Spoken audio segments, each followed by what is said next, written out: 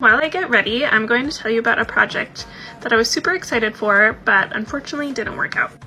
First, a little about me. Hi guys, my name is Kelly and I am a spatial designer. I design interior spaces, exterior spaces, and virtual spaces. Interiors like restaurants, retails, branded pop-ups, events, home interiors, exteriors like murals and public art, and virtual spaces. I design like virtual spaces for virtual events. The sun is shining, but it's going to probably go away in 5 seconds. That is London for you. This project was having the opportunity to design a mural or public art. Yeah, that scared me because we have a front doorbell system and it didn't ring and someone just started knocking on the door, which is a little frightening after you just finished the season of You. Back to what I was saying, this opportunity was to design a public mural, public art for a retail space here in London. It was like a hybrid, like have retail shops, have restaurants, kind of just like a public space area. They sent out an RFP, a request for proposal, and then different artists could send over their designs and their ideas, and they would eventually just pick one. Of course, I entered, and I have no idea how many people entered or what I'm going up against, but I like to manifest, and so every time I enter, I believe that I'm going to be the one that wins, and then in a lot of cases I get let down. I put in a lot of work, and I want to tell you guys what I pitched because I really like what I did. Unfortunately, I can't find the RFP that they sent over for this project proposal, but I do remember them saying that they wanted concepts that revolved around light, color, neon, and a sense of community.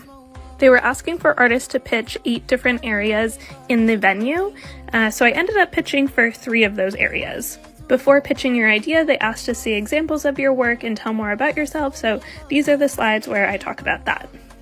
So here's my proposal for Zone 1, which was a big mural in the food court of this area. I called this piece Throwing Shapes because it's a play off of the British phrase throwing shapes, which means dancing or getting down on the dance floor. The food court was an area that a lot of community members or people would be gathering, and it reminded me of a dance floor, so I kind of played off of this throwing shapes in the big mural pattern on the back, which has 17 different types of shapes. And why 17? Well, the space is called 17 and Central. So the 7 circles that are on top represent the word central.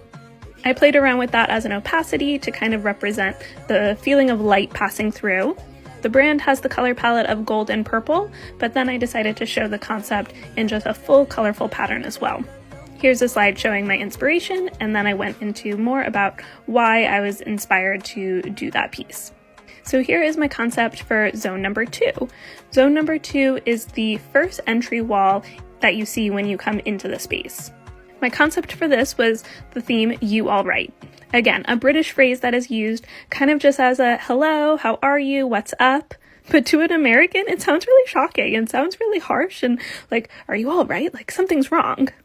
But at the same time, it's really sincere. It seems like someone's actually noticing you and asking if you're doing okay. So I played off of this phrase that I find really serious but something fun by creating 3D letters that were disco tiled. I had the letters in gold and then the background in purple to stay in line with the brand's colors. I shared more about my interest in this project, and it's actually funny. I'm actually really interested in giving back to this community because this community was where I got my first COVID vaccine. So I'm very thankful for the amount of freedom that they gave me in my life. And now I'll move on to my 3rd submission that I sent in. This was for a large window that overlooked the food court area.